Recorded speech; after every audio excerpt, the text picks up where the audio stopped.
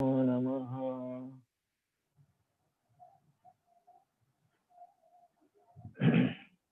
जगत गुरु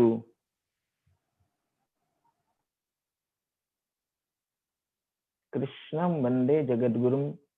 ऐसे जगत गुरु परमात्मा परमेश्वर श्री कृष्ण भगवान को अनंत कोटि प्रणाम करते हुए और काशी विश्वेश्वर माता अन्नपूर्णा को प्रणाम करते हुए अपने अपने गुरुजनों को प्रणाम करते हुए हम लोग आज का वेदांत पाठ प्रारंभ करने जा रहे हैं। हम लोग जो वेदांत सार ग्रंथ पर विचार कर रहे हैं, ये वेदांत सार ग्रंथ अद्वैत वेदांत का ग्रंथ है। मैंने बताया था शंकराद्वैत वेदांत का ग्रंथ है। इसमें कुछ सामान्य मान्यताएं हैं जिस पर थोड़ा सा हम लोग अगर विचार कर लेंगे तो हमें ये मंगलाचरण श्लोक जिस पर हम कल विचार कर रहे थे उसे समझने में आसानी होगी। और ये केवल एक विचारणीय ग्रंथ नहीं है, ये अपने जीवनोपयोगी है। वास्तविक हम लोगों के जीवन जो का लक्ष्य है, उस लक्ष्य प्राप्ति का उपाय भी यह ग्रंथ हमें बताता है। इस ग्रंथ के माध्यम से जीवन का जो लक्ष्य है, हमारे जीवन में जो भी पुरुषार्थ है, हमें उसे शास्त्रकार के मत में उसको 4 भाग में विभाजन किया जाता है। धर्म अर्थ काम और मोक्ष। तो धर्म अर्थ और काम ये अनित्य होने के कारण ये हमारे जीवन का लक्ष्य नहीं हो सकते हैं। हमारे जीवन का लक्ष्य जो है परम पुरुषार्थ रूप मोक्ष है। ये हमारे शास्त्र कहते हैं न स पुनरावर्तते इत्यादि श्रुति अपने स्वरूप के अधिगम हो जाने पर अथवा ब्राह्मी स्थिति लाभ होने पर हमारे ये जन्म मृत्यु के चक्र से हम छूट जाते हैं, ये दुखमय संसार से हम छूट जाते हैं। इसीलिए अपने स्वरूपाधिगम के लिए, अपने को पहचानने के लिए, वो हम, मैं कौन हूं, इसको समझने के लिए ये वेदांत शास्त्र अत्यंत उपयोगी है। देखिए, एक श्लोक अत्यंत प्रसिद्ध है। कहते हैं जानाति विविधा भाषा जानाति विविधा कला आत्मानं नैव जानाति जो न जानाति संस्कृतम। तो संस्कृत के माध्यम से, संस्कृत की भाषा में विरचित हमारे जो उपनिषद है, वह हमारे आत्मा का परिचय देता है। उपनिषद ग्रंथ हमारे आत्मा का परिचय देता है, मैं कौन हूं। जब तक अपने स्वरूप का परिचय हमें प्राप्त नहीं होता है, जब तक स्वरूप स्थिति हमें प्राप्त नहीं होती है, ये दुखमय संसार से निवृत्ति का कोई दूसरा उपाय नहीं है। इसलिए इसको समझना, अपने जीवन में उतारना, अपने विचारों को सुदृढ़ करने के लिए इसकी अत्यंत उपयोगिता है। चलते हैं हम कुछ इसकी सामान्य जो सिद्धांत है उस पर विचार करते हैं। अद्वैत वेदांत को समझने के लिए एक श्लोक बहुत प्रसिद्ध है, आप लोगों ने जरूर सुना होगा, क्योंकि सभी लोग जानते हैं ये श्लोक को। तो कहते हैं, किसी ने लिखा है, श्लोकार्थेन प्रवक्ष्यामि यदुक्तम ग्रंथ कोटि भी ब्रह्म सत्यम जगन मिथ्या जीवो ब्रह्मैव नापरः। ये प्रथमार्थ तो मुझे अभी तक प्राप्त नहीं हुआ, लेकिन द्वितीयार्थ जो है ब्रह्म सत्यम जगन मिथ्या जीवो ब्रह्मी बना पर इति। ये जो है विभिन्न स्थान में हमें प्राप्त होता है। ये वेदांत का डिंडिम है, उद्घोष है। क्या है? ब्रह्म ही एकमात्र सत्य वस्तु है, नित्य है, सत्य है। उससे अतिरिक्त जो कुछ भी संसार में है सब अनित्य है, असत्य है।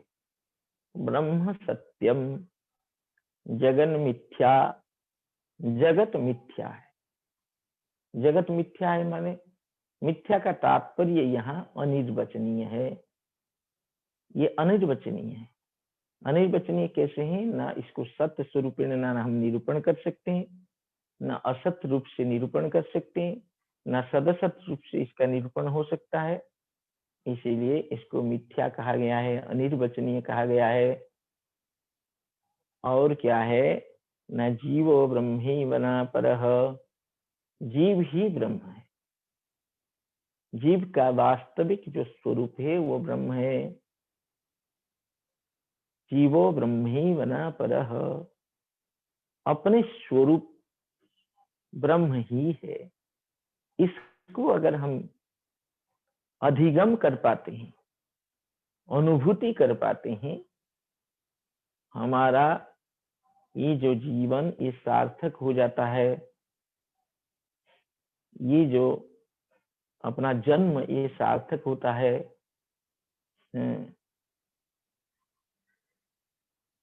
तो इसलिए हम लोग को वेदांत शास्त्र का अध्ययन करना चाहिए जो अपने स्वरूप का अधिगम हो सके। ये सिद्धांत जो है ब्रह्म जिसको हम लोग कहे सत्य वस्तु है, वो कैसे हैं? ना सत चित आनंद स्वरूप है। और क्या है? ना समस्त भेद से रहित है और समस्त परिच्छेद से रहित है, समस्त बंधन से रहित है, समस्त सीमाओं से रहित है और सर्व धर्म रहित है, सभी उपाधि रहित है। इस तरह का ब्रह्म है। इसको निर्धर्मक ब्रह्म कहते हैं, निर्गुण ब्रह्म कहते हैं। ये ही हमारा स्वरूप है, इसी को समझना है। तो इसी को समझने के लिए वेदांत पढ़ा जाता है। तो वेदांत का इसीलिए विषय अभी आएगा। ये सब विषय हम लोग शास्त्र के माध्यम से चर्चा करेंगे। मैं केवल सामान्य परिचय के लिए ये चीज बता रहा था। अब हम चलते हैं, जो कल हम लोगों ने विचार किया था मंगलाचरण श्लोक पर। मंगलाचरण श्लोक हम लोगों ने कल देखा था। तो वो मंगलाचरण श्लोक का सामान्य अर्थ हम लोगों ने विचार किया कल। आज विशेष अर्थ पर विचार करेंगे। वो विशेष अर्थ विचार करने के लिए हम लोग अभी वो मंगलाचरण श्लोक का पुनः उच्चारण करेंगे। आप लोग अगर आप लोगों के पास पुस्तकें होगी तो उससे आप लोग क्या कर सकते हैं? देख सकते हैं। और पुस्तक सामने हो तब ग्रंथ जो है अच्छी तरह समझ में आता है। अगर जिन लोगों के पास ग्रंथ नहीं है, मैं उनके लिए कुछ शेयर करना चाह रहा हूं, उसका ग्रंथ का शेयर कर रहा हूं। तो आप लोग देख लीजिए, देख करके मेरे साथ उच्चारण करिए।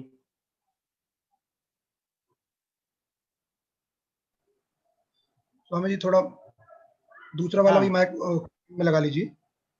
हाँ, एक दो लगा लो। कम आ रही है। आवाज और कम आ रही क्या? वो लोग कह रहे हैं मेरे लैपटॉप में आ रही है काफी। हाँ, और हो सके तो मोबाइल की आवाज भी बढ़ा लीजिए। चले। अच्छा, मोबाइल की आवाज बढ़ा लो। जी जी जी। अच्छा, ठीक है। मैं कुछ स्क्रीन शेयर करना चाह रहा था। हाँ, सही है। अच्छा, इसमें दे रहा only host can share, we can share. Okay, no problem. आप लोगों के पास अगर पुस्तक हो तो आप लोग मेरे साथ उच्चारण करें। अखंडम सच्चिदानंदम अवांग मनसगोचरम आत्मानम अखिलाधारम आश्रयेभीष्ट सिद्धये। तो इस तरह के मंगलाचरण श्लोक है ये। तो ये मंगलाचरण श्लोक हम लोगों ने कल सामान्य रूप से देखा था। आज विशेष रूप से इस पर विचार करने जा रहे हैं। अखंडम सच्चिदानंदम अवांग मनसगोचरम अखिलाधारम आत्मानम अहम सदानंद योगींद्रः अभीष्ट सिद्धये आश्रये। अहम सदानंद योगींद्रः अखंडम सच्चिदानंदम अवांग मनसगोचरम अखिलाधारम आत्मानम अभीष्ट सिद्धये आश्रये। अभी आवाज ठीक आ रही है? हाँ जी, आ रही है। हाँ ठीक। अब देखिए तो शायद आप स्क्रीन शेयर भी कर सकते हैं, को होस्ट बनाया। अब देखिए स्क्रीन शेयर भी शायद कर सकते हैं, को होस्ट बनाया है। देख लीजिए। एक मिनट देख लेते हैं स्क्रीन शेयर हो रहा है कि नहीं। हाँ हो रहा है, अब हो रहा है जी। हाँ, स्क्रीन शेयर कर रहे हैं। आप लोग पुस्तक जो है आप लोग देख सकते हैं।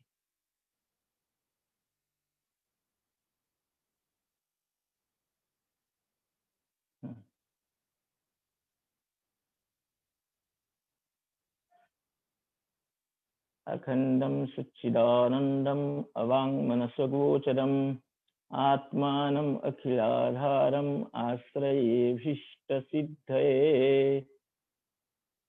अभीष्ट सिद्धये, अभीष्ट सिद्धि क्या है ना? अभीष्ट सिद्धि माने अपने स्वरूप की प्राप्ति।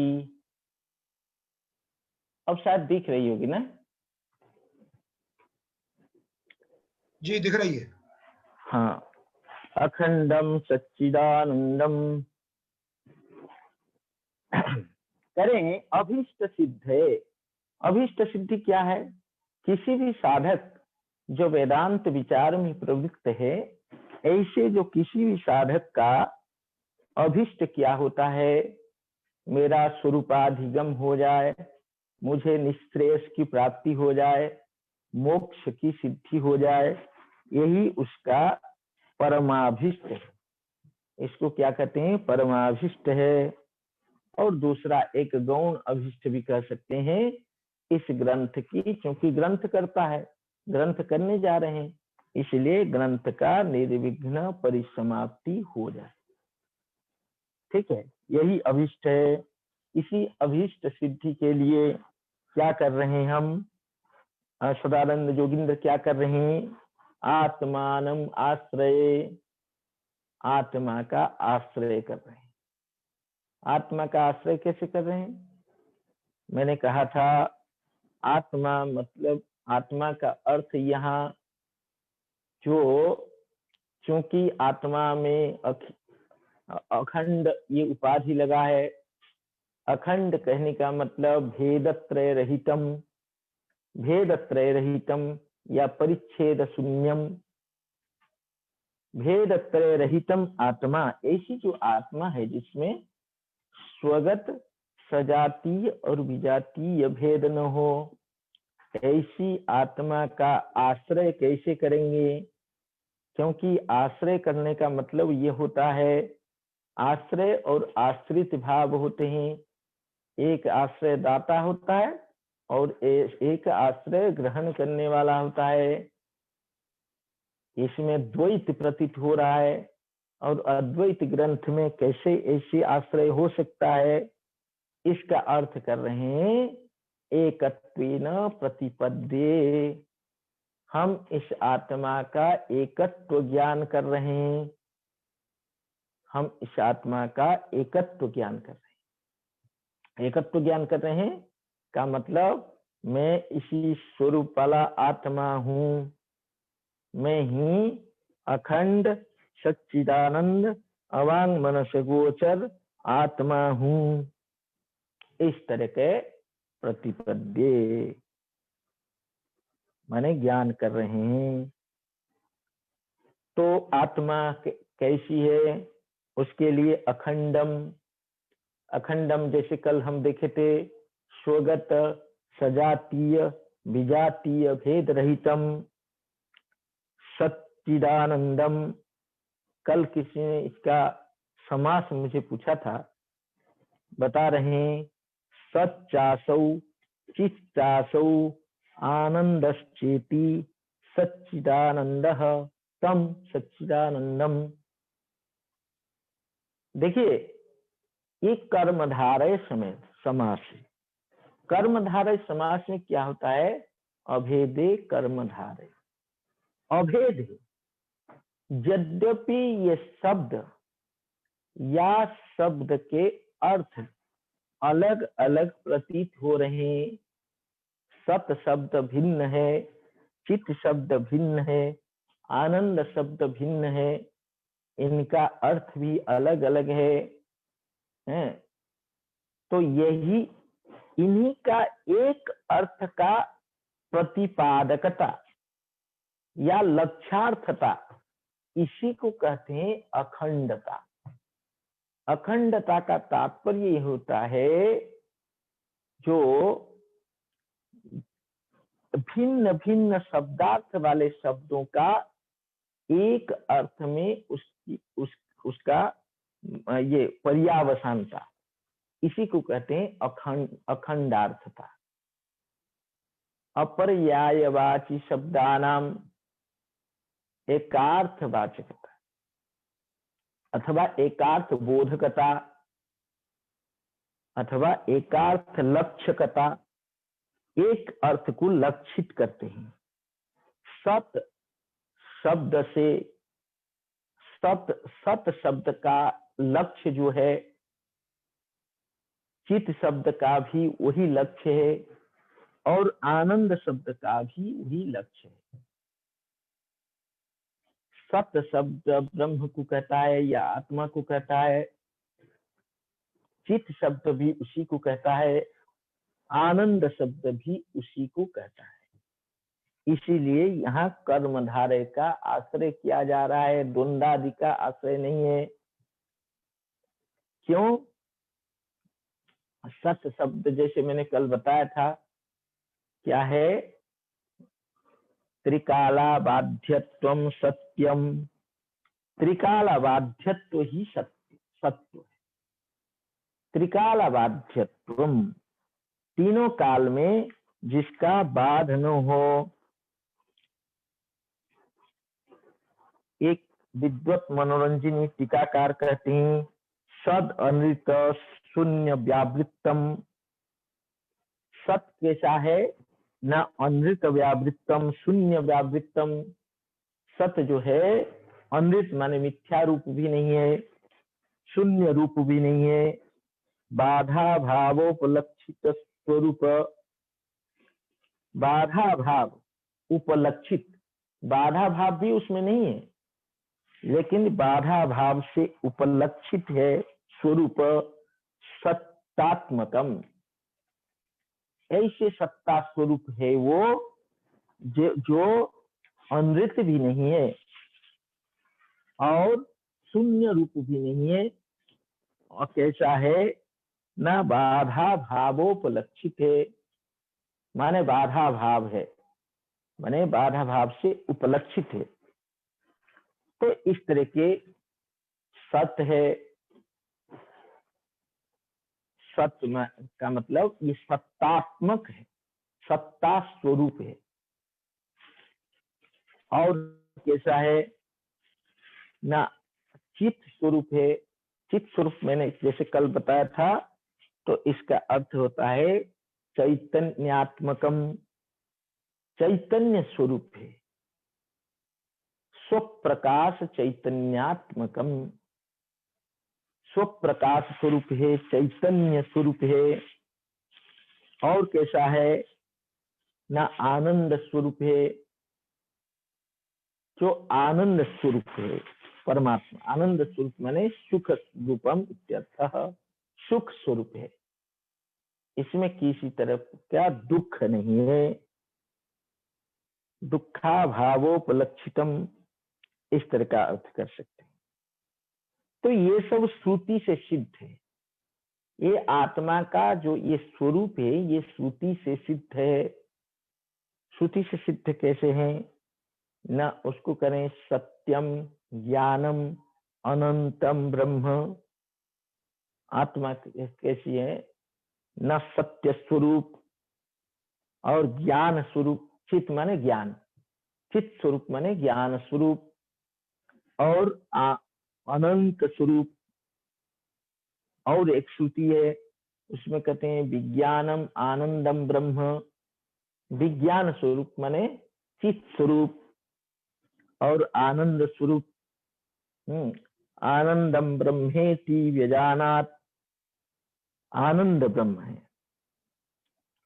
तो इस तरह के जो आत्मा है वो कैसा है? ना सच्चिदानंदम, और कैसा है? न अवांग मनस गोचरम, ये वाणी और मन के अगोचर है, माने इंद्रियातीतम इत्यर्थः, इंद्रिय के विषय नहीं है ये।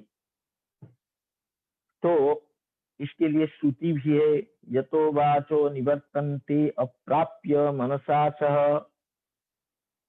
आनंदम ब्रह्मणो विद्वान न विभेति कदाचन, यतो वाच निवर्तन्ते अप्राप्य मनसा सह, वाणी भी मन के साथ इसको प्राप्त न करती हुई लौट आती है, इसलिए इसको अवांग मनस गोचरम कहा।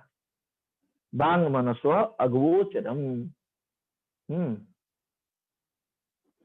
हाँ, वाक्च मनश्च, जो वांग मनसी तयोः अगोचरम, वांग मनसो अगोचरम।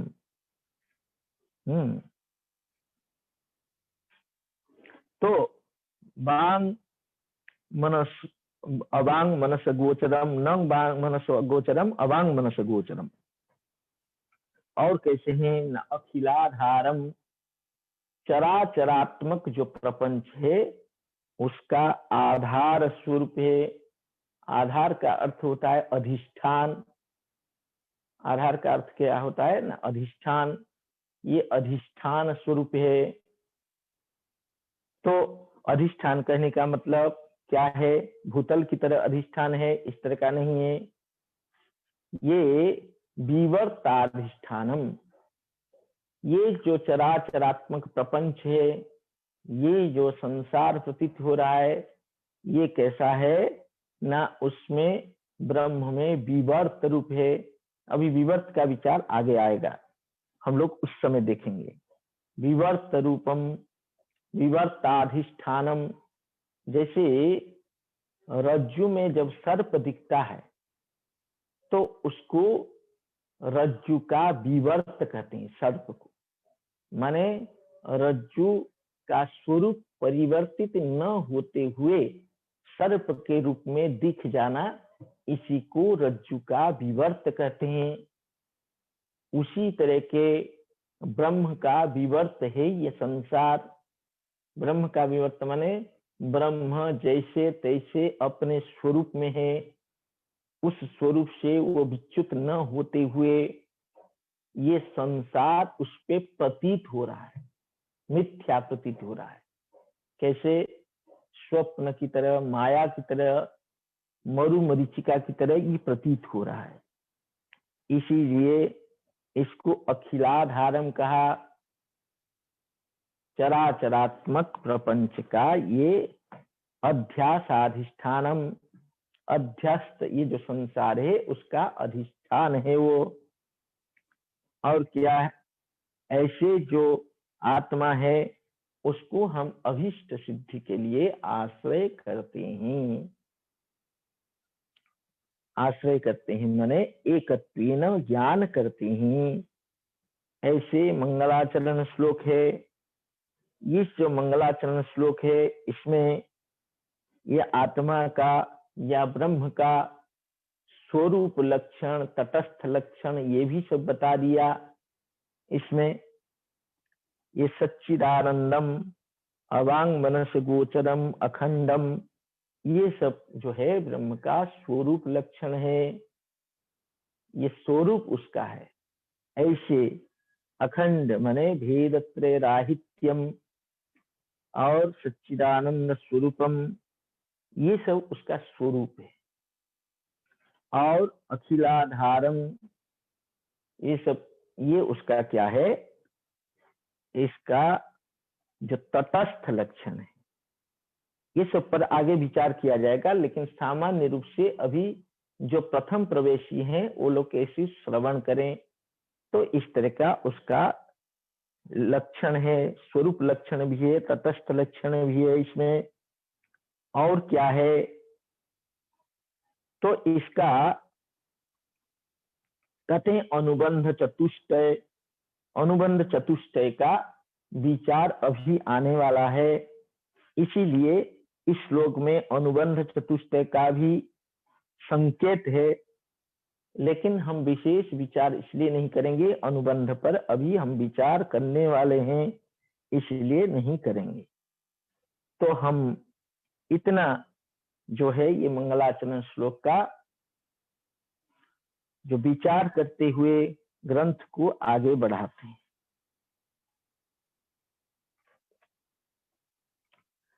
दूसरा मंगलाचरण श्लोक कर रहे हैं, अपने गुरु को नमस्कार कर रहे हैं।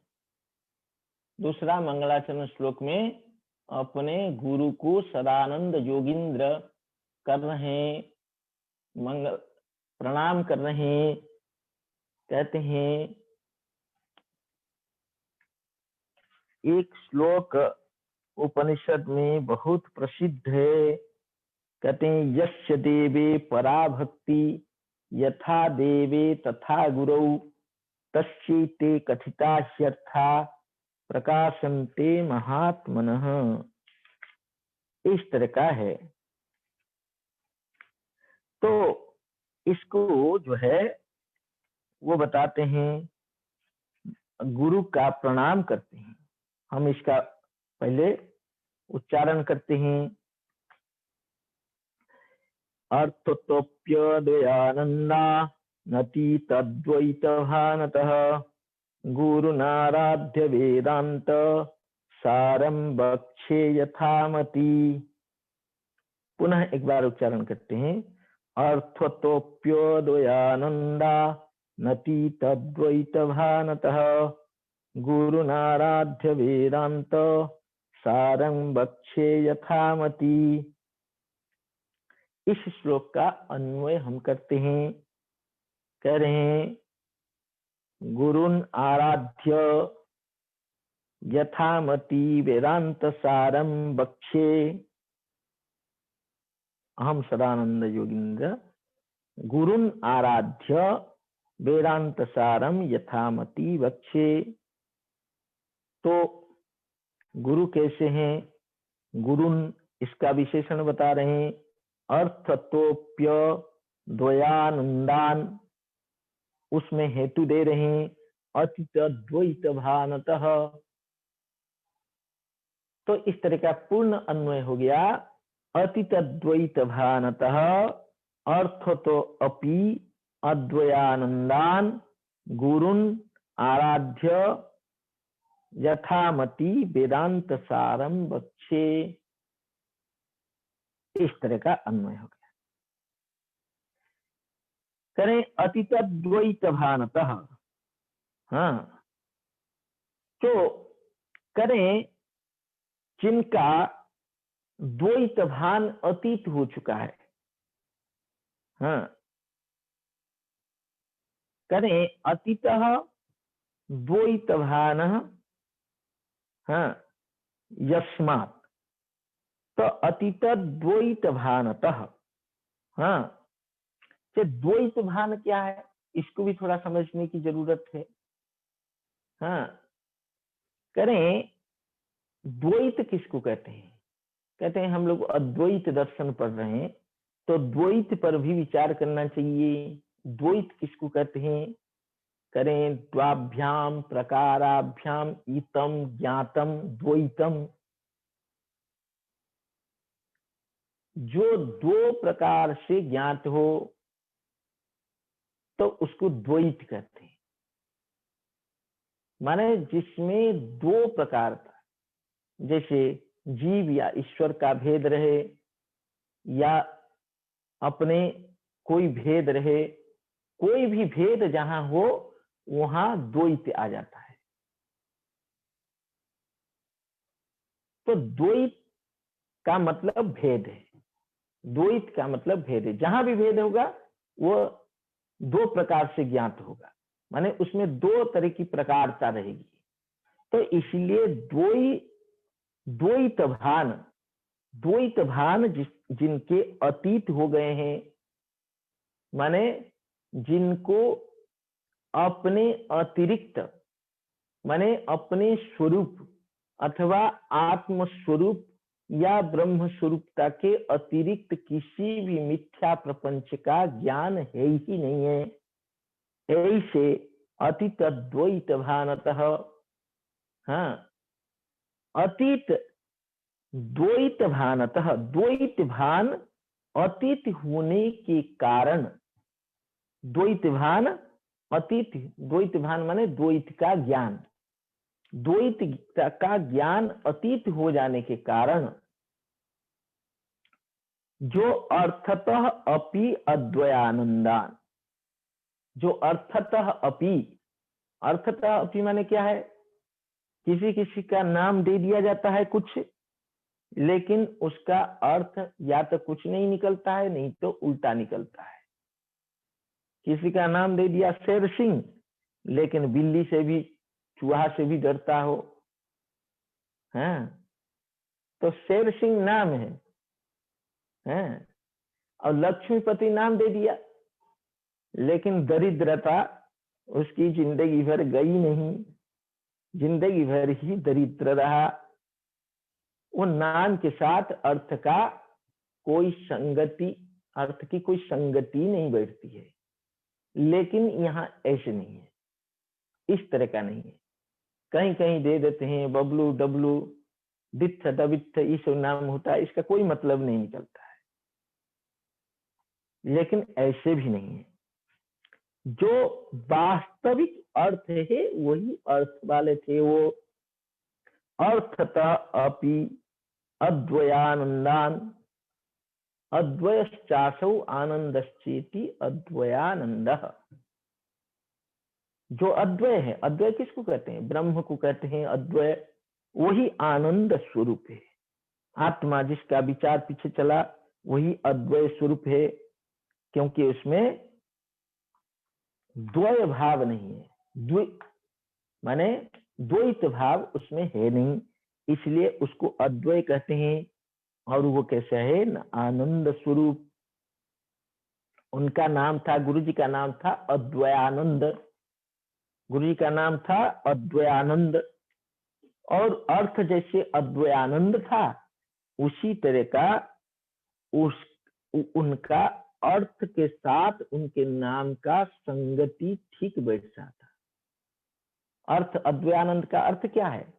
अद्वयानंद का अर्थ है अद्वय, जो ब्रह्म वो आनंद स्वरूप है, उस स्वरूप वाला, अथवा वो स्वरूप, बस वाला भी मत कहो, स्वरूप, अद्वयानंद स्वरूप।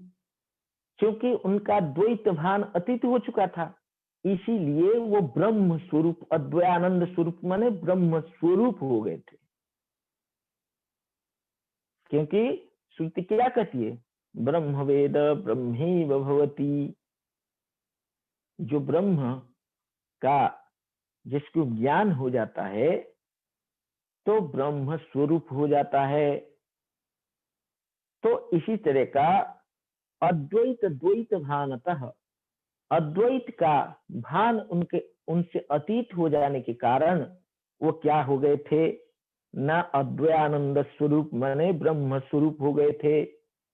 जो उनका नाम है, अर्थ, नाम का अर्थ है, उसी अर्थ रूप वो हो गए थे। ऐसे जो गुरु हैं अद्वैयानंदान गुरुन, ऐसे अद्वैयानंद गुरु को आराधना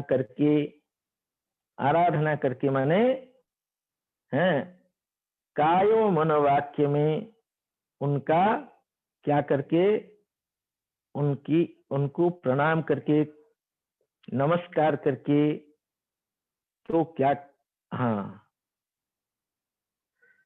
तो नमस्कार करके हम क्या कर रहे हैं, वेदांत सारम यथामति बक्षे, मतिम अनतिक्रम्य इति यथामति। हमारी बुद्धि जिस तरह की है, अब बुद्धि के जो मति का अतिक्रम जब कर लेता है आदमी, तब कुछ ना कुछ उल्टा सीधा होने लगता है। इसीलिए यथामति ही काम करना चाहिए। करें यथामति अहम बक्षे, तो क्या न वेदांत सारम बक्षे, वेदांत सार को हम कहेंगे, हम वेदांत सार को यथामति कहेंगे। ये हो गया गुरु नमस्कार, क्योंकि बताए थे यस्य देवे पराभक्ति, जिसका देवता के प्रति पराभक्ति हो, यथा देवे तथा गुरु, जैसे देवता के प्रति उसी प्रकार गुरु के प्रति हो, तस्यैते कथिता ह्यर्थः, उसी को ही ये जो वेदांत प्रतिपाद्य, उपनिषद प्रतिपाद्य अर्थ या ब्रह्म स्वरूप उसी के पास प्रकाशित होते हैं। तो इस तरह के ये मंगलाचरण समाप्त कर रहे हैं। मंगलाचरण समाप्त करके देखिए, मंगलाचरण, ये जो द्वितीय मंगलाचरण है, गुरुन आराध्य वेदांत सारम बक्षे यथामति, तो वेदांत सार नाम इसमें आया। इन्होंने प्रतिज्ञा की वेदांत सार अहम बक्षे, ये प्रतिज्ञा वाक्य है। तो इसको करेंगे, वेदांत सार क्या है जिसको तुम कहोगे, तो उस पर कह रहे हैं, तो वेदांतो नाम उपनिषद प्रमाणम,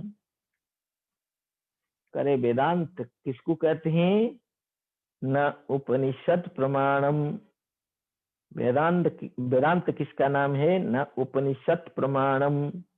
इसी पर अब विचार करते हैं, वेदांत क्या है, न उपनिषद प्रमाणम, उपनिषद प्रमाण को ही वेदांत कहते हैं। देखिए, इस पर ध्यान देने की बात है, इस पर गंभीर चर्चा है। उपनिषद प्रमाणम वेदांत,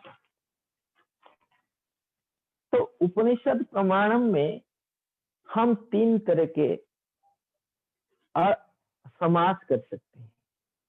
एक कर्मधारय समास कर सकते हैं, एक षष्ठी तत्पुरुष समास कर सकते हैं, और एक बहुब्रीहि समास भी कर सकते हैं। उपनिषद प्रमाणम,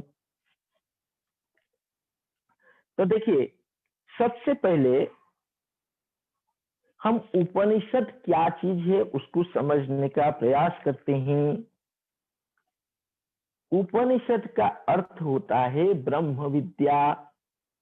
उपनिषद का क्या अर्थ होता है ना, ब्रह्म विद्या। ब्रह्म विद्या को ही उपनिषद कहते हैं, क्योंकि ये उपनिषद शब्द जो बना है, ये उपनिषद शब्द पर थोड़ा विचार करते हैं हम लोग। देखिए, इसमें क्या लगा है, उपसर्ग पूर्वक, नि उपसर्ग पूर्वक, सदृ विसरण गत्यवसादनेषु, इस धातु से क्युप प्रत्यय करेंगे, तब ये उपनिषद शब्द बनता है। और एक बार मैं इसको दोहराता हूं, उपसर्ग पूर्वक, नि उपसर्ग पूर्वक, सद री विसरण गत्यवसादनेषु, सद धातु है, उसका 3 अर्थ है। सद धातु का 3 अर्थ है। 3 अर्थ। विसरण, विसरण का अर्थ होता है शिथिलीकरण, अथवा विसरण का अर्थ शिथिलीकरण या नाश करना, ऐसे होता है।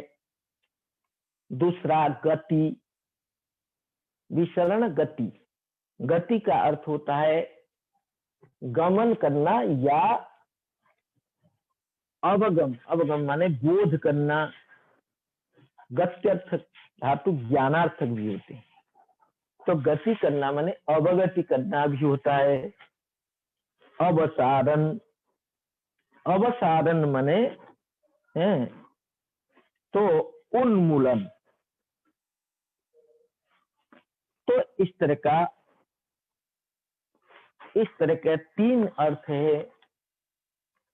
इस 3 अर्थ को लेकर के उपनिषद बना है। इसको भाष्यकार बताए हैं। भाष्यकार ने बताया है,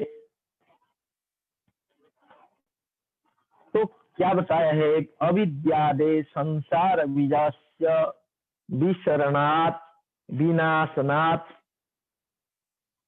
पहला अर्थ विनाश, विसरण, विसरण अर्थ है सद धातु का, विसरण अर्थ है वो कैसे व्यक्ति का उसके लिए कर रहे हैं। तो उप, यहाँ विद्वत मनोरंजनकार कह रहे हैं, तत्र उपशब्द सामीप्यम आचष्टे। करें, उप का अर्थ है सामीप्य। किसका सामीप्य है? तो उसको बचे तच्च संकोच का भावात् सर्वांतरे प्रत्यगात्मनि पर्यवस्यति। करें, इसमें कोई संकोच करने के लिए कोई हेतु नहीं है, इसीलिए सर्वांतर जो प्रत्यगात्मा है, प्रत्यगात्मा पर हम लोग बाद में विचार करेंगे, लेकिन प्रत्यगात्मा जो सर्वांतर है, सबके अंदर जो प्रत्यगात्मा है, परमात्मा है, उसी का ही सामीप्य को ये बताता है। निशब्द निश्चय वचन, निशब्द किसको कहता है? निश्चय पूर्वक है, इसे अर्थ करता है। तो निश्चय वक्त है, तो उसमें लिख रहे हैं स्वपि तत्त्वमेव निश्चिनोति तन्नैकट्यवाची उपशब्द समानाधिकरण्यात्। करें, उसके निकट, नी के निकट में उपशब्द है और उन दोनों का समानाधिकरण्य होने के कारण उसका नैकट्य ही निश्चित करता है, माने प्रत्यगात्मा का नैकट्य ही निश्चय करता है। तो इससे क्या सिद्ध हुआ? जो जब हम ब्रह्म विद्या का अनुशीलन करेंगे, संशीलन करेंगे, तो ब्रह्म विद्या का संशीलन करने पर क्या होता है? इस संशीलन करना माने उसका सामीप्य होना, सामीप्य होना माने उसका निरंतर चिंतन करना। तो चिंतन करने पर क्या होता है? संसार सारतामतिं साधयति विषादयति शिथिलयति। संसार को जो सार हम लोग मान बैठे, यही संसार ही सार है, ऐसे जो हम मान बैठे हैं, वो क्या हो जाता है? शिथिल हो जाता है, ढीला पड़ जाता है, अथवा उसका विनाश हो जाता है। जैसे भाष्यकार कह रहे हैं, विनाशयति संसार बीज, जो अविद्या आदि जो संसार बीज है, उसका विसरण माने विनाश हो जाता है। माने उपनिषद को पढ़ने पर अथवा ब्रह्म विद्या का अनुशीलन करने पर क्या होता है? अविद्या आदि जो संसार का बीज है, उसका विसरण माने विनाश हो जाता है। और क्या होता है, पर ब्रह्मवा गमयति है, तो पर ब्रह्म का बोध हो जाता है। गमयति माने बोधयति, हाँ, प्रत्यगात्मानं साधयति गमयति बोधयति, माने दूसरा अर्थ है। दूसरा अर्थ क्या निकला ना, उसका पर ब्रह्म का अपने स्वरूप का बोध हो जाता है। ब्रह्म विद्या का अनुशीलन करने पर ये हो जाता है। और तीसरा अर्थ है गर्भवास जन्म जरादि उपद्रव वृंदस्य लोकांतरे पौनः पुण्येन प्रवृत्तस्य अवसादयित्वेन। करें तो ये क्या करता है ना, ये उन्मूलन कर देता है। क्या चीज का उन्मूलन करता है, दुख का उन्मूलन कर देता है। गर्भवास जन्म जरादि उपद्रव विंदस्य, गर्भवास एक उपद्रव है, जन्म जरा आदि उपद्रव वृंद का, और लोकांतर में जाकर के पुनः पुनः इस तरह का जो दुख आदि का प्राप्त करना है, उसका क्या करता है, उन्मूलन कर देता है। इसीलिए ब्रह्म विद्या को उपनिषद कहते हैं। ब्रह्म विद्या जो है, जिससे इससे तीन बात निकली। उपनिषद शब्द वाच्य जो ब्रह्म विद्या है, उससे तीन अर्थ निकला। एक अर्थ निकला जो अविद्यादि का ये ब्रह्म विद्या क्या करती है, नाश कर देती है। दूसरा क्या है, पर ब्रह्म जो अपने स्वरूप है उसका बोध कराती है, गति से ये अर्थ निकला। और तीसरा अर्थ जो है अवसाधन से क्या निकला, हमारा जो दुख जन्म प्रवृत्ति आदि जो ये है अज्ञान है, इसको या उपद्रव है, उसको ये क्या करता है, उन्मूलन कर देता है, कर देती है ब्रह्म विद्या। इसीलिए उपनिषद का है, उपनिषद माने ब्रह्म विद्या ही है। उपनिषद किसको कहते हैं ना, ब्रह्म विद्या को कहते हैं। तो ब्रह्म विद्या उपनिषद है। तो यहां कहा उपनिषद प्रमाणम। क्या कहा, उपनिषद प्रमाणम। तो देखिए, उपनिषद का मुख्य अर्थ भाष्यकार ने बताया, उपनिषद का मुख्य अर्थ ब्रह्म विद्या। करें उसी के प्रतिपादक होने के कारण ग्रंथ राशि जो वेद के अंतिम भाग में जो ग्रंथ राशि है, तो उसी को शब्द राशि भी कह सकते हैं। उसको भी औपचारिक रूप से माने गौण अर्थ से उपनिषद कहते हैं। माने उपनिषद का मुख्य अर्थ हो गया ब्रह्म विद्या, उसका गौण अर्थ हो गया क्या है ना, ग्रंथ है। इसमें जो समास है, प्रथम समास कर्मधारय करके हम लोग देखते हैं। कर्मधारय समास में, कर्मधारय समास में क्या है, उपनिषद एव प्रमाणम अथवा उपनिषद च तत्प्रमाणम, उपनिषद प्रमाणम अथवा उपनिषदः एव प्रमाणम, उपनिषद प्रमाणम। तो इसका अर्थ क्या निकला, नहीं, उपनिषद जो है यही स्वतः सिद्ध प्रमाण है। किसमें, जो ब्रह्म विद्या रूप जो प्रमा है, जो ब्रह्म ज्ञान रूप जो प्रमा है, उसका करण ये उपनिषद माने शब्द राशि। इन शब्द राशियों से वो प्रमा की उत्पत्ति होती है। कैसा, ना, जैसे गुरु उपदेश देते हैं, तत्त्वमसी आदि महावाक्य का जब उपदेश देते हैं, जो अधिकारी शिष्य उसको एक अखंडाकारकारी चित्तवृत्ति का उदय हो जाता है। वो उसी को ब्रह्म विद्या या उसको कहते हैं उपनिषद।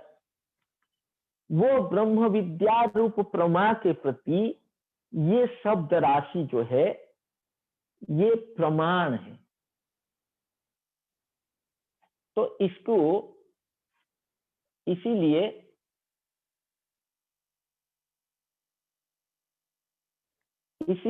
इसको कहते हैं उपनिषद प्रमाण। और एक अर्थ भी इसका है, दूसरा अगर षष्ठी तत्पुरुष करते हैं, करें उपनिषदः प्रमाणम, उपनिषदः प्रमाणम। तो इसका मतलब होता है जो उपनिषद रूप जो ब्रह्म विद्या है, तो उसका करण हो गया ये शब्द राशि। ये शब्द राशि उसका करण है, इसीलिए इसको उपनिषद प्रमाणम कहते हैं। और तीसरा अर्थ जो निकलता है इसमें, उपनिषद प्रमाणम यत्र, बहुब्रीहि समास। इसमें उपनिषद प्रमाणम यत्र, यत्र का मतलब वेदांत में क्या होता है, अपने स्वरूप का अधिगम को ही वेदांत कहते हैं। तो इसमें वो उपनिषद ही प्रमाण है, उपनिषद रूप जो शब्द राशि है वो प्रमाण है। अब समय हो गया है, कल इस पर और भी विचार करके आगे बढ़ेंगे। अभी आज प्रश्नोत्तर के लिए समय भी नहीं है।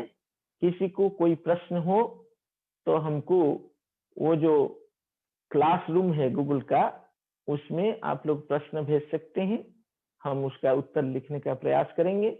नहीं तो कल हम इस पर विचार करेंगे। आज के पाठ को यहीं समाप्त करते हैं। सबको जय श्री कृष्ण, नमो नमः।